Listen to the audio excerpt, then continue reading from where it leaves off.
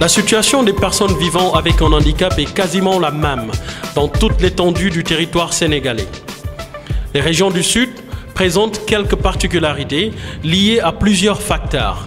Pour mieux comprendre le phénomène, ou plutôt la situation en Casamance, nous nous rendons à Ziguinchor.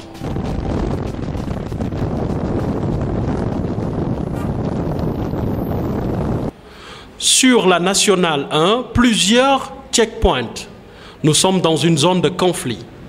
Enfin, nous arrivons à Ziguinchor. Première destination, le quartier de Tilène, le lieu où se trouvent les locaux de Handicap International.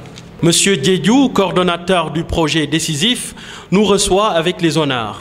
Dans notre entretien, il nous expose la situation des personnes vivant avec un handicap à Ziguinchor et sur le projet décisif. Nous avons constaté également la pluralité des associations dans la région du Sud. Donc, Handicap International, nous, on a une politique de renforcement de capacité de ces organisations de personnes handicapées pour qu'elles-mêmes puissent porter ce plaidoyer auprès des autorités, et que ce soit au niveau des autorités centrales ou locales.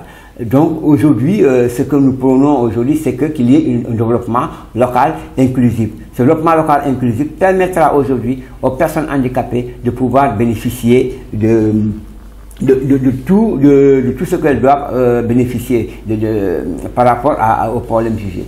Au niveau de handicap, on a des projets transversaux. Nous, on a un projet qui traite plus de la sensibilisation, qui est beaucoup plus proche des personnes en situation de handicap. C'est ce projet-là qui prépare le terrain pour qu'on puisse nous dérouler nos activités. Et par rapport à notre projet, surtout ceux qui bénéficient de nos actions, nous, on a ce qu'on appelle les fiches ASP, accompagnement social personnalisé. On ne fait pas juste, on ne dit pas juste à une personne qu'il faut lui donner un financement. C'est tout un travail de base des enquêtes sociales que nous menons. On travaille avec la famille directe, indirecte, tout ce qui gravite autour de l'environnement de cette personne, on travaille avec eux.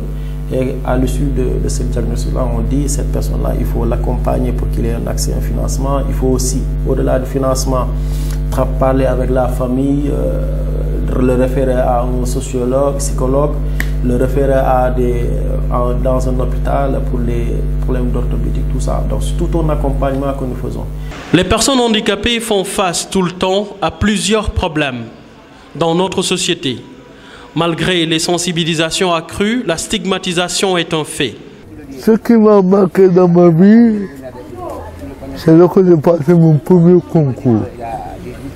Un concours qu'on disait les éducateurs populaires. Les éducateurs populaires. Ouais, au niveau du ministère de sport. Il y avait une émission. Alors je devais à l'écrire, mais à l'entretien, ce qui m'a choqué, c'est ça me marque jusqu'à nos jours. Le professeur a ouvert la manière de s'exprimer. Aussitôt, ils m'ont éliminé. Non. Ils sont en train de rire, de faire les autres. Vraiment, c'est une chose qui m'a beaucoup marqué dans la vie. Alors depuis ce jour, je n'ai plus le courage de passer ce concours. Et ça me marque jusqu'à l'heure où je parle. Je n'ai plus envie de passer le concours. J'ai mon bac en poche, mon Dieu, mais... Vous savez, dans le temps, les personnes handicapées, on s'arrangeait même à les éliminer de leur bas âge. Et ensuite, il y a eu cette histoire qui dit qu'en fait, les lépreux avaient leur cimetière à part. Ouais, c'est pour vous montrer quelques exemples qui montrent en fait le regard qu'on avait sur le handicap. On pense qu'en fait cette personne-là n'est pas une bonne personne, c'est pourquoi elle est handicapée. Alors que ça peut être tout simplement des questions médicales, que le suivi médical n'a pas été respecté à un certain moment. Mais nous faisons cette sensibilisation. Aujourd'hui dans les familles comprennent progressivement que la personne handicapée est une personne comme toute autre personne et qu'elle a tous les droits et qu'il faut respecter ces droits-là. Mais ce n'est pas facile d'enlever ça d'un coup de main. Parce qu'en fait, quand des gens pendant longtemps sont nés dans des croyances culturelles, ont vécu, ont grandi dans des croyances culturelles, ce n'est pas tout de suite qu'on va les enlever. Mais au niveau de la région de Ziguinchor, nous remarquons qu'en fait, il y a une amélioration. Le nerf de la guerre chez les personnes à mobilité réduite demeure et perdure malgré le vote de la loi d'orientation.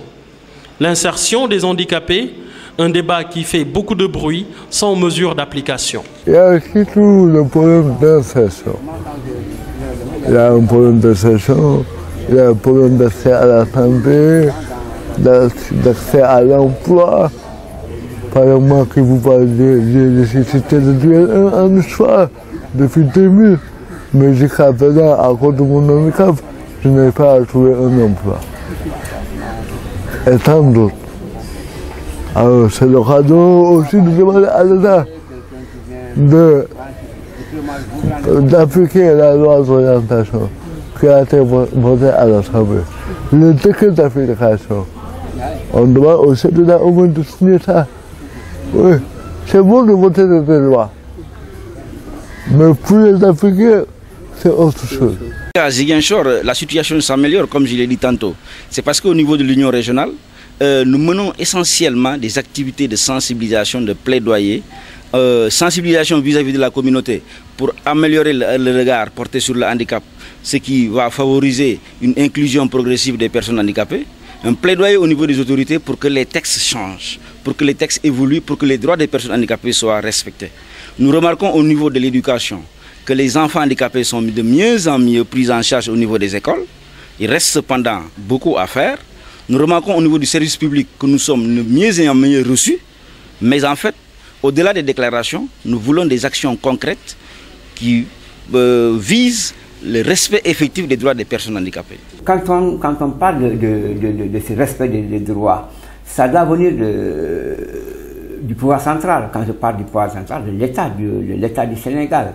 Tu dois faire bénéficier à ces personnes-là ces droits-là. C'est quoi? Le droit à l'éducation, le droit à la santé, le droit à la vie. Et ce que l'on voit, il y a des instruments juridiques qui sont là, qui sont mis en place par notre État, notre pays qui est le Sénégal.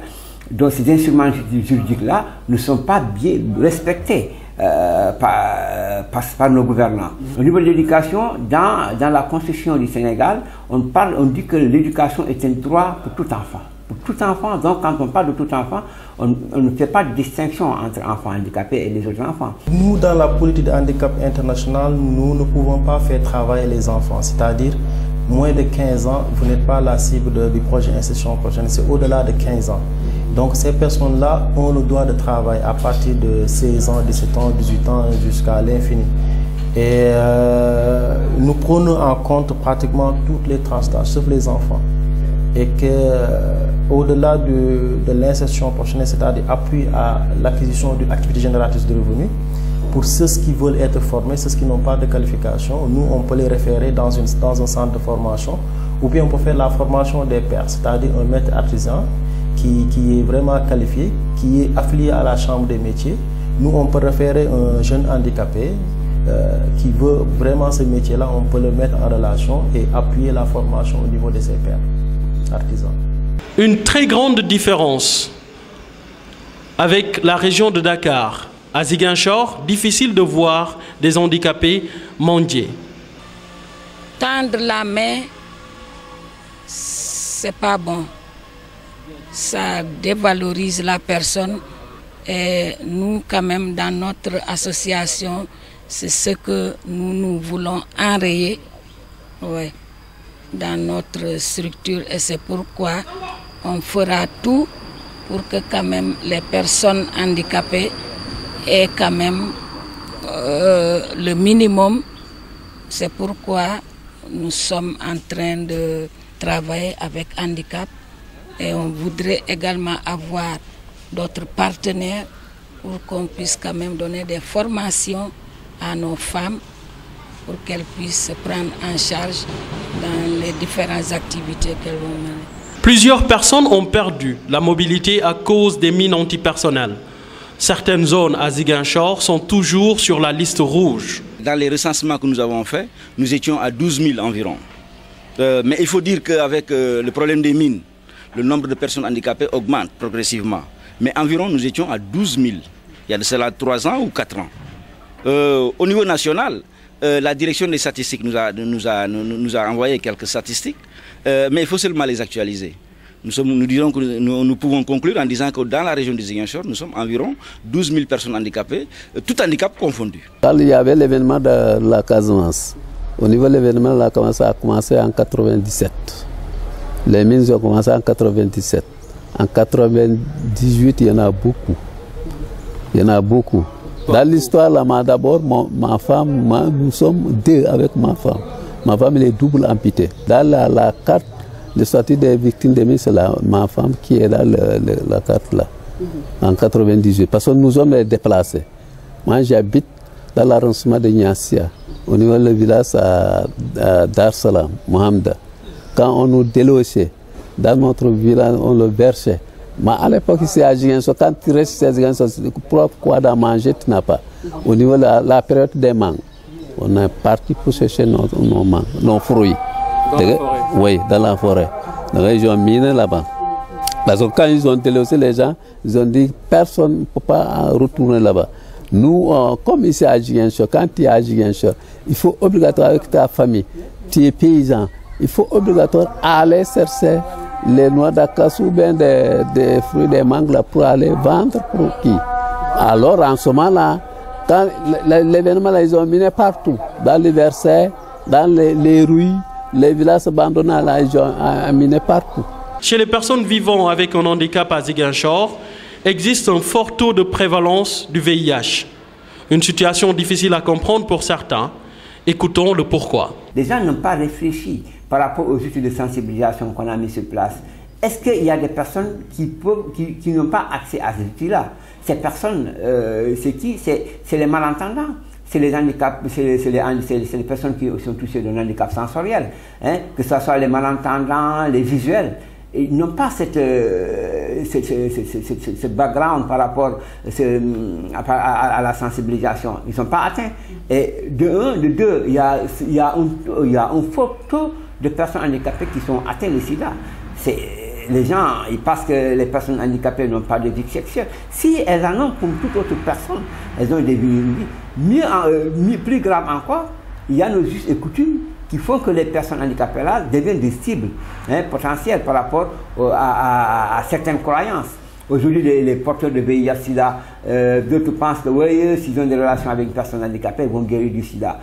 Une personne qui est dans un désarroi total par rapport à sa maladie est tentée de violer ces femmes-là. Et la pauvreté aidant ces femmes-là pour aller avec ces personnes, moyennant de l'argent et tout ça, parce qu'elles ne sont pas sensibilisées, elles ne savent pas ce que c'est que le sida, elles n'ont pas accès à ça.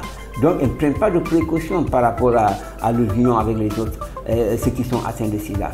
Donc ce qui expose le plus, ce qui fait qu'aujourd'hui que le taux de prévalence par rapport au VIH-Sida chez les personnes handicapées est vraiment en nette hausse.